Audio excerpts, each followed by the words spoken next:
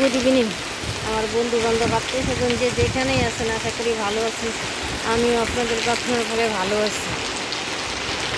তো ভাই, একটা শান্তির একটা বৃষ্টি আজকে হইতেছে, এখনও আবার শিলও পড়তেছে। তো মানুষ ডিউটি থেকে আইসা রান্না বান্না খাওয়া দাওয়া করে ঘুমায়, আর আমি আমার সবজি বাগানের পানি নামানোর জন্য ব্যস্ত, যে কী করে আমি আমার সবজি বাগানের পানিগুলো নামাবো। যে আমি তো আসলে পুরাটা গ্যাপ ফিল আপ করতে পারি নাই, এখন আমার সবজি বাগানে পুরা পানি জমে গেছে। তো যাই হোক, তবু আমার সবজি বাগান নষ্ট হোক, এতে কোনো কষ্ট নাই। তো কৃষকের জন্য অনেক ভালো হবে। আমাদের ভাওয়াল অঞ্চলে অনেকেই চাষাবাদ করতে পারতেছে না। তো আবার একটু অসুবিধাও আছে, অনেকের ধান পেকে গেছে, ধান কাটা লাগছে, ধান আসতেছে। তো যাদের ধান আসতেছে তাদের কষ্ট হবে। আমি পুরো বৃষ্টিতে ভিজে একদম টুকটুকো। দেখেন কি পরিমাণ এই আমার যে ছাদে থেকে পানিটা নামতেছে, আমার ছাদে পাইপ করে দিচ্ছি, এই ছাদের পানিগুলো নামতেছে, তারপরেও আমার বাগানটার মধ্যে। যাই হোক, আমার বাগানে আমি আত্মরক্ষার জন্য অনেক কিছুই করলাম, ছোটো ছোটো ড্রেন করলাম। এখন বাকিটা এসে ঈশ্বরের হাতে, যে কী করবে। তো আশা করি কিছু হবে না, পানিগুলো নেমে যাবে সব। আপনারা এই বৃষ্টিটা পেয়ে আমার খুব মজা লাগতেছে, যে গত বছর এই দিনেই কিন্তু আমি খুব মজা করছি। আমার বাইশটা প্রকাশ, ভাতিজি, প্রকৃতি, তাদেরকে নিয়ে যে এই বৃষ্টির মধ্যে আমি খুব মজা করছি। তো একটু আগে আমার বাইশটা যদিও আসছিল আমার কাছে, তো আবার তার মা এসে নিয়ে গেল। তো মজাটা ওইভাবে করতে পারলাম না, ওর হাসি, ওর কথা, ওইগুলো আমি শোনাইতে পারলাম না আপনাদের। ও যে কি মজা করে কথা বলে, সুন্দর করে, ছোটো ছোটো। এই যে আমার গাছটা, এই মরিচ গাছটা, আমি জানি না আজকে বৃষ্টি পাওয়ার পরে আমার মরিচ গাছটাকে আবার জীবন ফিরে পাবে কিনা, তাও আমি জানি না।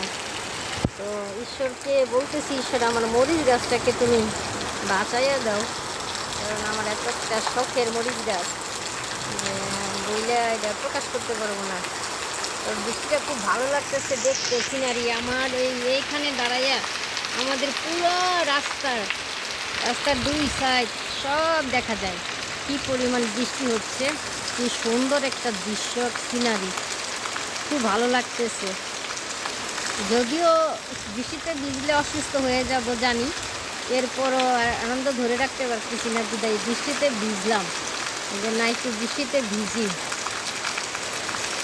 সবাই প্রার্থনা করবেন আমার জন্য, যেন আমি যতই আনন্দ করি না কেন, আমি যেন সুস্থ থাকি, আপনাদের সবাইকে আবার সুন্দর করে আমার কথাগুলো, আমার ভিডিওগুলো দেখাইতে পারি। আমার গাছের আমগুলো খুব বড় হয়ে গেছে, আমি বুঝতেছি না যে কলার ছড়ি কাটবো কিনা, কারণ এটা আসলে আমি তো বলতে পারতেছি না। আমার লোক দেখতে হবে দেখার জন্য, যে দেখো তো আমার কলার ছড়িগুলোকে আমি কাটবো কিনা। সামনে স্টার্ট প্রায় 3টা কলার ছড়ি দিছে, এখন জানি না কলার ছড়িগুলো আমি কাটবো কিনা। যদি আমার ভাই আজকে বাড়িতে আসে, ভাইকে বলবো দেখার জন্য যে কলার ছড়িগুলো কাটার উপযুক্ত হয়েছে কিনা। যদি বলে যে উপযুক্ত হয়েছে, তাই ভাইকে দিয়ে কাটাবো, যে কলাগুলো কাট। ইস্টারও সামনে, সবার দাওয়াত করলেও আমার বাড়িতে আসবেন। আর কিছু না পারি, 2টা ডাল ভাত খাওয়াইতে পারবো, হয়তো বা পোলাও বিরিয়ানি খাওয়াইতে পারবো না, কারণ সেই অ্যাবিলিটিটা আমার কাছে বর্তমানে নাই। যার কারণে আমি মিথ্যা সান্ত্বনা দিব না যে আমার বাড়িতে আসলে পোলাও বিরিয়ানি অনেক কিছু খাওয়াবো, 4টা ডাল ভাত খাওয়াইতে পারবো, এটা আমার বিশ্বাস।